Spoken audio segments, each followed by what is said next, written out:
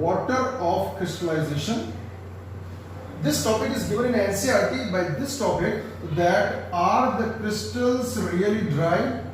Are the crystals really dry?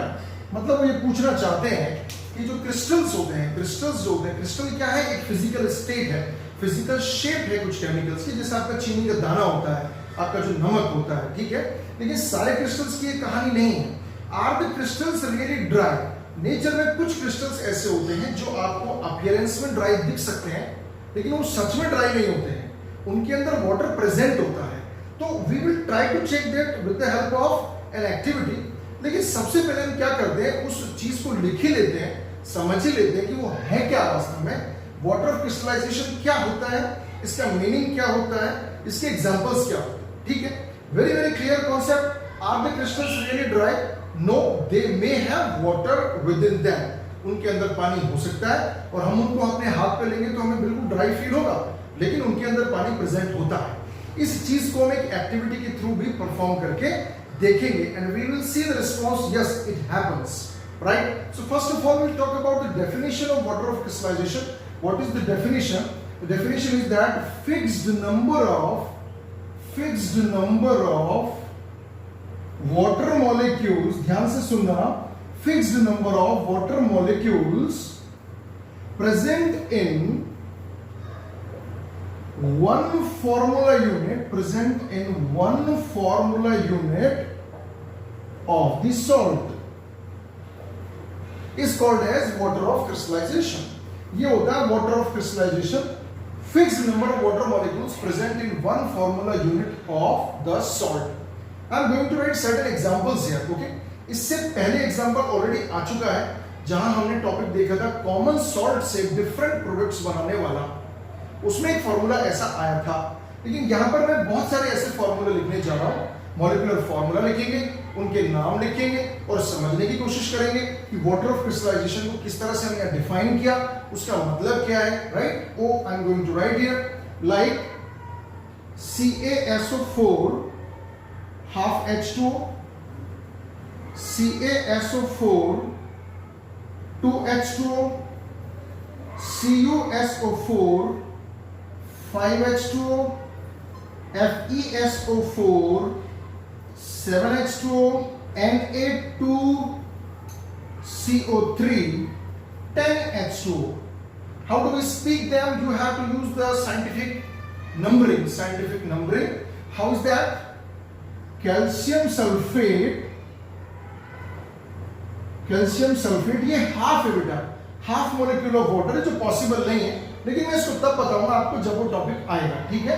फिलहाल इसको postpone करते हैं। अभी आप मान के चलिए कि ये हाफ वाटर मॉलिक्यूल है जो इसमें आता है, एक कैल्शियम सल्फेट मॉलिक्यूल के साथ हाफ वाटर मॉलिक्यूल रहेगा। अभी बताऊंगा आपको मैं। So calcium sulphate hemi hydrate, hemi का मतलब होता है half. Likewise calcium sulphate dihydrate, di का मतलब two, dihydrate. Now this is 5. What we speak that? Copper sulphate penta, penta means 5, pentahydrate 7, hepta 7 is hepta. So iron sulfate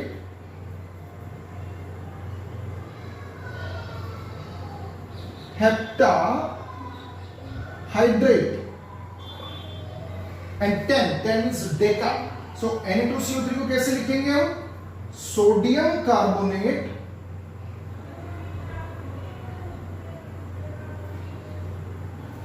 decahydrate.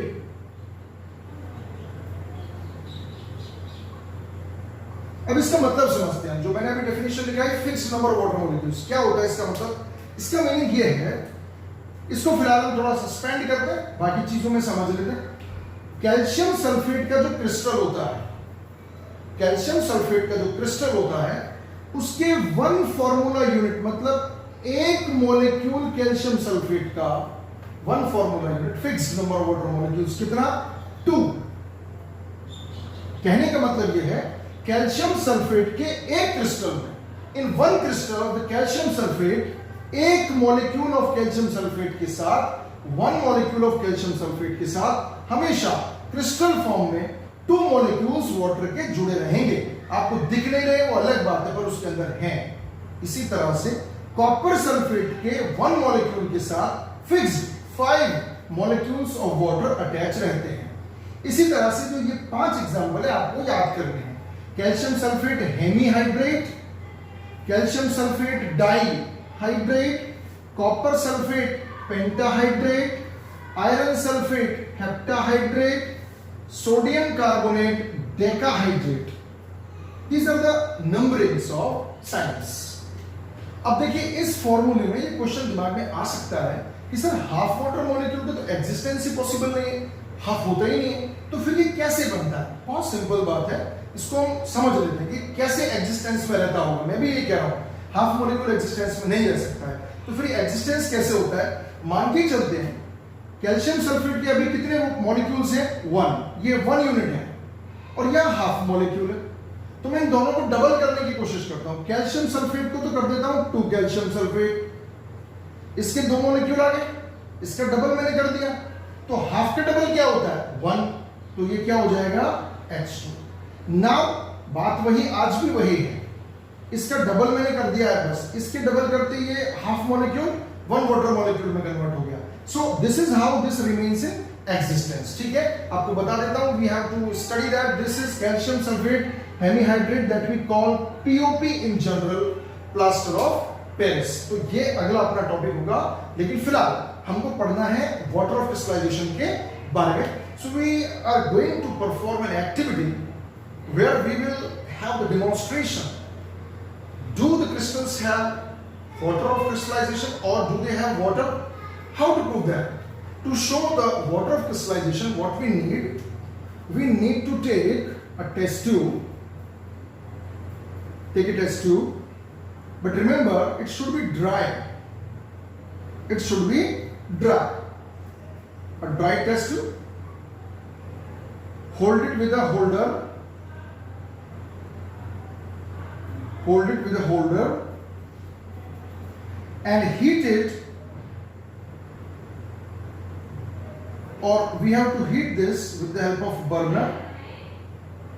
But what to take inside? We are going to take blue colored copper sulfate crystals. समझने की कोशिश करिएगा, blue coloured copper sulphate crystals. अभी हमने क्या लिया है test tube के अंदर? क्या लिया है? कॉपर सल्फेट के क्रिस्टल्स, मतलब इसके अंदर क्या मौजूद है? 5H2O प्रेजेंट है। तो what should I write now? Copper sulphate crystals. Correct. Now we start heating that. जब इसको गर्म करते हैं, जब इसको गर्म करना शुरू करते हैं, तो हम क्या ऑब्जर्वेशन देखते हैं बेटा? बहुत बहुत इंपॉर्टेंट ऑब्जर्वेशन है, ध्यान से देखिए आप। हीट करने के बाद जो रिस्पॉन्स आपके सामने आएगा, अब मैं व्हाइट कलर शो नहीं कर सकता, इसलिए ब्लैक से मैं यूज में लूंगा। तो इस टेस्ट ट्यूब के अंदर रिस्पॉन्स क्या आपको दिखता है? टेस्ट ट्यूब के अंदर रिस्पॉन्स आपको दिखता है आफ्टर हीट। आफ्टर हीट क्या रिस्पॉन्स दिखता है? In the bottom of the test tube you find white powder. Here you find white powder of copper sulphate,